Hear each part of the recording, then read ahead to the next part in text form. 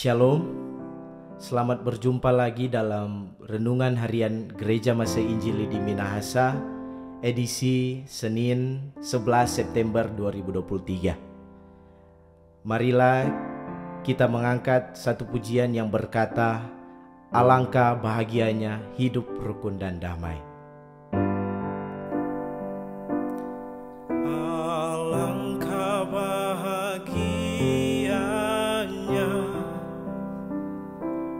hidup rukun dan damai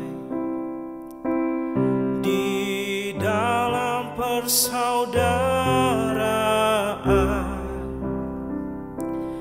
bagai minyak yang harum. Alangkah bahagianya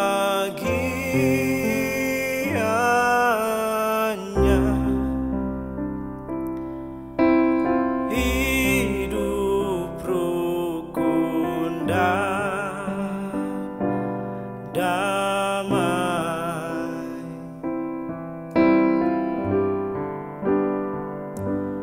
Ibarat embun yang segar pada pagi yang cerah, laksana anggur yang lesat, kan pemuas dahaga.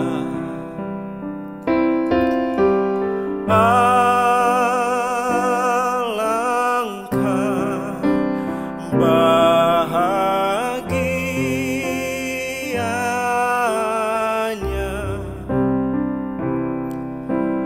hidup rukun dan damai. Saudara yang dikasihi Tuhan, di pagi baru ini kita akan belajar firman Allah dari Kejadian pasal 50. Kita akan baca ayat 16 dan 17a. Sekali lagi Kejadian pasal 50 ayat 16 dan sampai 17a, firman Tuhan demikian. Sebab itu mereka menyuruh menyampaikan pesan ini kepada Yusuf. Sebelum ayahmu mati, ia telah berpesan, beginilah harus kamu katakan kepada Yusuf, ampunilah kiranya kesalahan saudara-saudaramu dan dosa mereka, sebab mereka telah berbuat jahat kepadamu. Saudara yang dikasihi Tuhan, hari ini kita melanjutkan apa yang kita renungkan kemarin.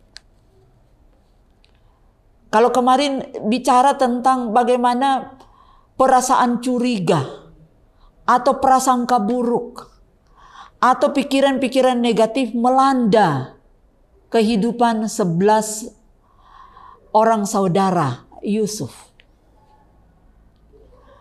Kondisi ini kemudian membuat mereka untuk cari solusi. Nah, solusinya setelah mereka berdiskusi dengan memikirkan hal-hal yang akan terjadi di kemudian hari, mereka mencari seseorang yang bisa dipercayakan untuk menjadi mediator antara mereka dengan Yusuf.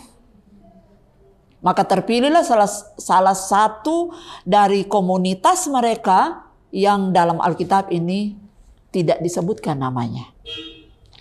Dia diutus untuk pergi menjumpai Yusuf dan menyampaikan pesan mereka, tapi mereka mencatut nama ayahnya. Kenapa mereka menggunakan nama ayah mereka? Karena mereka tahu Yusuf adalah anak kesayangan Yakub.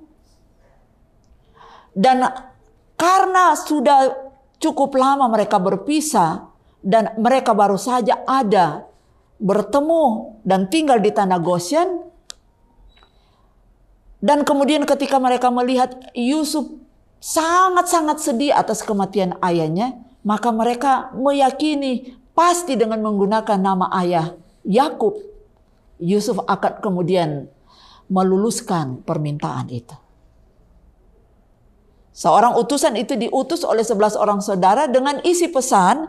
Dalam bacaan ini disebutkan, bilang kepada Yusuf bahwa sebelum ayahmu mati, ia telah berpesan, ampunilah kiranya kesalahan saudara-saudaramu dan dosa mereka, sebab mereka telah berbuat jahat kepadamu.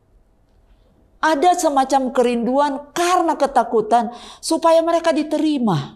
Ini saudara-saudara Yusuf mengharapkan penerimaan dari saudara mereka yang jadi penguasa kedua di Mesir karena kesalahan yang pernah mereka buat.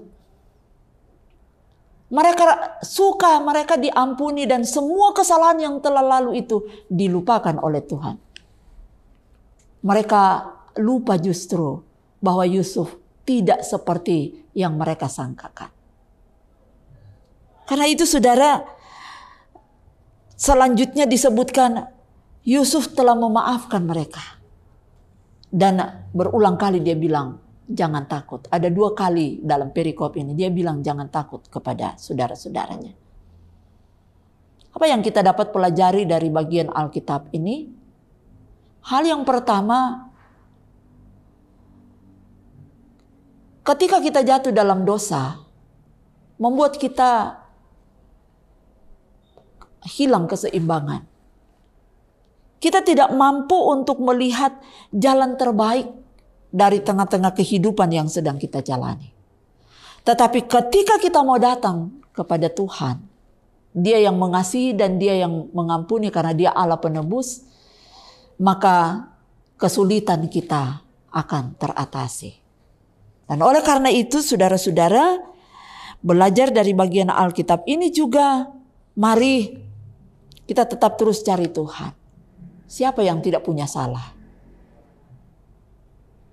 Kalau Yusuf menjadi gambaran Yesus menebus, Yesus mengasihi, Yesus mengampuni, maka demikian pun juga kita harus mampu menjadi seperti Yusuf yang rela melepaskan pengampunan kepada siapapun yang telah mereka-rekakan hal yang salah.